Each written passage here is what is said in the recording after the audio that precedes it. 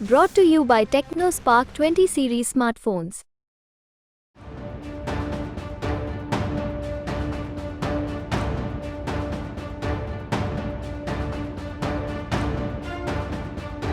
जिस दिल्ली की कुर्सी पर कब्जे की लड़ाई के लिए साल 2024 की महाभारत हो रही है, उसी दिल्ली में 2 दिन के बाद वोटिंग होनी है।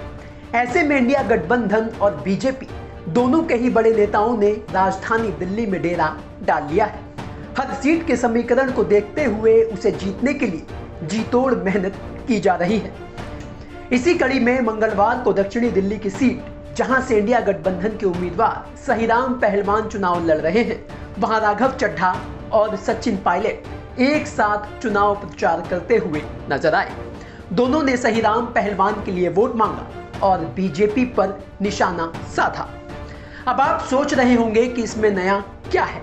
इंडिया गठबंधन के बड़े बड़े नेता एक दूसरे के उम्मीदवारों के लिए वोट मांगते हुए साथ नजर आ रहे हैं, लेकिन दक्षिणी दिल्ली की सीट पर राघव चड्ढा और सचिन पायलट के साथ चुनाव प्रचार करने के पीछे एक बड़ी रणनीति है।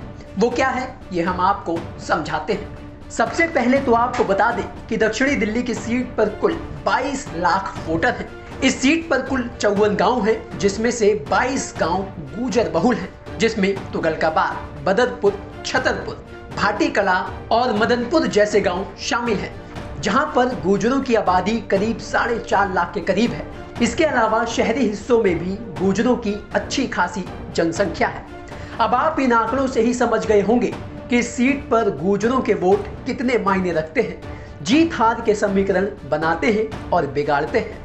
यही वजह है कि बीजेपी ने रमेश बिधूड़ी का टिकट काटा, रामवीर सिंह बिधूड़ी को टिकट दिया गया, जो कि गुर्जर जाति से ही आते हैं। तो वहीं इस बार आम आदमी पार्टी ने भी सहीराम पहलवान को टिकट देकर गुर्जर फैक्टर को भुनाने की कोशिश की है।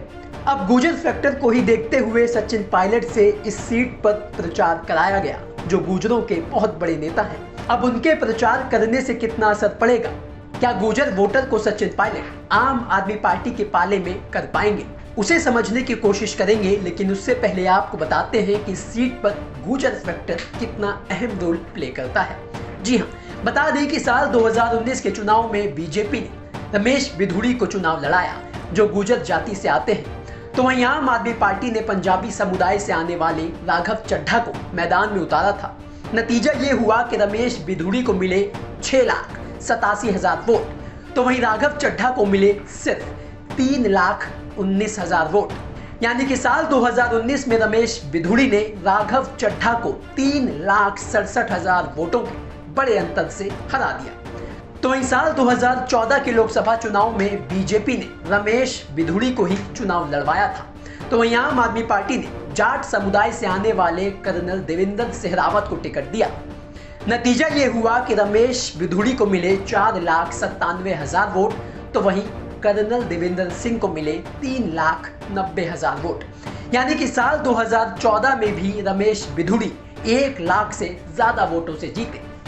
लेकिन साल 2024 के चुनाव में बीजेपी ने लगातार 2 बार बड़ी जीत दर्ज करने वाले रमेश बिधूड़ी का टिकट काट दिया।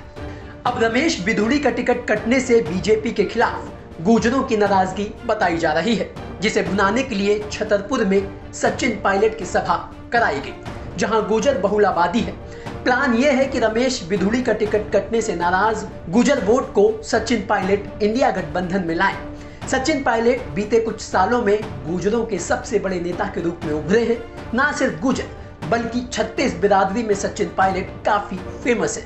युवा वोटर भी सचिन पायलट को बहुत ज्यादा पसंद करता है। तो वहीं गांव बेल्ट में भी सचिन पायलट को काफी ज्यादा पसंद किया जाता है। यही वजह है कि सचिन पायलट की सभा राघव चड्ढा के साथ प्लान की गई, क्योंकि राघव इस सीट से चुनाव लड़ चुके हैं, जिन्हें 3 लाख से ज्यादा वोट मिला था। दूसरी वजह यह है कि इस सीट पर करीब 2.5% सिख वोटर भी है और राघव भी पंजाबी समुदाय से ही आते हैं। तो कुल मिलाकर गुर्जर बहुल इस सीट पर आम आदमी पार्टी ने पिछली गलतियों से सीख लेते हुए जाति समीकरण का पूरा ध्यान रखते हुए सहीराम पहलवान को रामवीर सिंह बिधूड़ी के सामने उतार दिया है। लड़ाई गुर्जर बनाम गुर्जर की हो चली है। अब देखना ये होगा कि कौन सा प्रत्याशी जाति समीकरण को साधने में कामयाब हो पाता है। ब्यूरो रिपोर्ट, दिल्ली तक।